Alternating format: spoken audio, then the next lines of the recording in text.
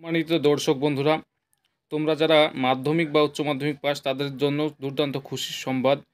Railway TT recruitment 2024, অর্থাৎ বন্ধুরা railway TT recruitment হচ্ছে। এখানে মোট ভ্যাকান্সি থাকছে 8,460 জন। তো বন্ধুরা, এই ভিডিওর মাধ্যমে কতজন ভ্যাকান্সি, কারা কারা আবেদন করতে পারবেন, কত থেকে কত পর্যন্ত বয়স লাগবে, সমস্তটাই ভিডিওর মাধ্যমে তুলে ধরবো। ভিডিওটি প্রথম থেকে শেষ পর্যন্ত খুব মনোযোগ সহকারে স্টেপ বাই স্টেপ দেখতে থাকুন। আর একটা রিকোয়েস্ট বন্ধুরা, চ্যানেলে নতুন হলে চ্যানেলটি অবশ্যই সাবস্ক্রাইব করে পাশে থাকা বেল আইকনটি অল করে দেবেন। চলুন দেখে আসি বিস্তারিত।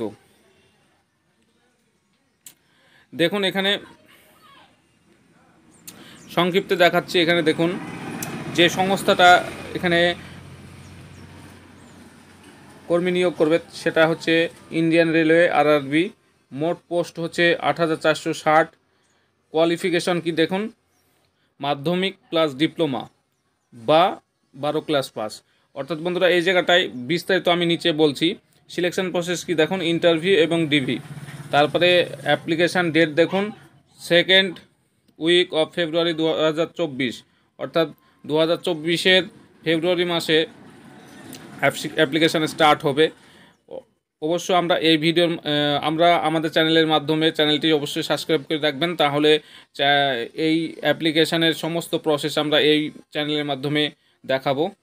লাস্ট ডেট আছে মার্চ 2024, অর্থাৎ বন্ধুরা পর্যাপ্ত এখনও সময় আছে, তোমরা প্রস্তুতি নিতে থাকো।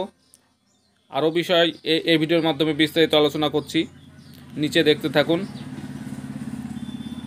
দেখুন, এখানে একটা ওয়েবসাইট দেখাচ্ছে, এই ওয়েবসাইটের মাধ্যমে আবেদনটা করা যাবে। আচ্ছা, তারপরে ভ্যাকান্সি ডিটেলস দেখুন, 8,460 জন। পোস্ট কি দেখুন, ট্রাভেলিং টিকিট এক্সিমার অর্থাৎ টিটি। তারপরে দেখুন এজ লিমিটটা কি দেখাচ্ছে, দেখুন বন্ধুরা, এজ লিমিটটা দেখাচ্ছে 18 থেকে 30 বছর, 18 থেকে 30।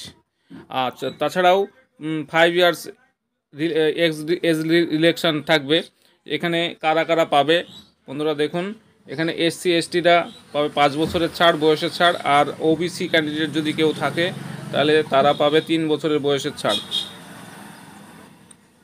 আচ্ছা, তারপরে দেখুন এডুকেশান কোয়ালিফিকেশান কী কী যোগ্যতা লাগবে দেখুন। এখানে মাধ্যমিক এবং 12 ক্লাস, তার সঙ্গে একটা ডিপ্লোমা থাকতে হবে বলছে।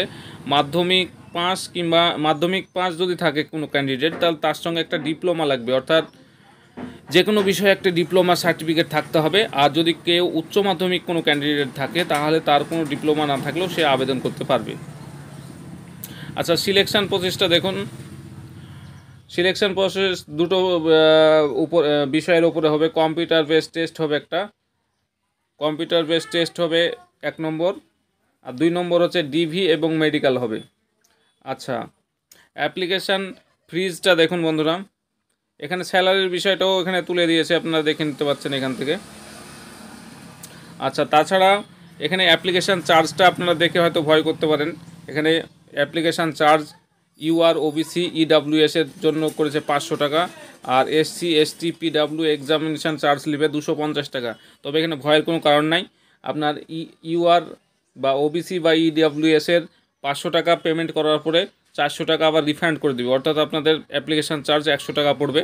আর SC ST PWD এক্সামিনেশান চার্জটা পড়বে 250, যেহেতু এখানে লিখছে, সেহেতু এখানে আপনার পুরো টাকাটা এখানে রিটার্ন দিবে। অতএব SC ST PWD ক্যান্ডিডেটদের কোনো এক্সামিনেশান চার্জ লাগবে না। তারপরে নিচে দেখুন বন্ধুরা, এর যে সিলেবাস থাকবে, এই যে রেলওয়ে টিটি এক্সামিনেশনের যে সিলেবাস থাকবে সেটা এখানে পুরো পরিষ্কারভাবে দেওয়া আছে, আপনারা দেখে নেবেন। আচ্ছা, এটার বিষয়ে আমি আর বিস্তারিত বললাম না, নিচে আসুন বন্ধুরা। এখানে টোটাল কিন্তু প্রশ্ন থাকবে প্রায় 200টা কোশ্চেন থাকবে এবং 200 মার্কের টোটাল মার্ক থাকবে 200 মার্ক, এবং 2 ঘন্টা টাইম দেওয়া হবে। তাছাড়াও এখানে কিন্তু আরেকটি বিষয় হচ্ছে নেগেটিভ মার্কিং থাকবে। যদি 3টে কোশ্চেন ভুল করা হয় তাহলে 1 নাম্বার কেটে নেওয়া হবে। তো তো বন্ধুরা চলুন আরও বিস্তারিত দেখি নিচে। আচ্ছা, আরেকটা মেন বিষয় হচ্ছে, সেটা হচ্ছে এক্সামিনেশান মানে অ্যাপ্লিকেশানটা কবে থেকে স্টার্ট হবে। দেখুন অ্যাপ্লিকেশানটা কিন্তু ফেব্রুয়ারির সেকেন্ড সপ্তাহ থেকেই কিন্তু চালু হয়ে যাবে। আর দ্বিতীয়ত কথা হচ্ছে, অ্যাপ্লিকেশান করার যে প্রসেসটা, সেটা আমাদের এই চ্যানেলের মাধ্যমে যখন অ্যাপ্লিকেশান স্টার্ট হবে তখন আমরা পুরো বিষয়টা দেখে দিব। তো বন্ধুরা, আজকের ভিডিওটা এই পর্যন্ত। এইসব চাকরি এবং অন্যান্য সরকারি বিভিন্ন রকম প্রকল্প সম্বন্ধে আরও নিত্য নতুন ভিডিওর আপডেট পেতে আমাদের চ্যানেলটি অবশ্যই সাবস্ক্রাইব করবেন এবং পাশে থাকা বেল আইকনটি অল করে দেবেন। ধন্যবাদ।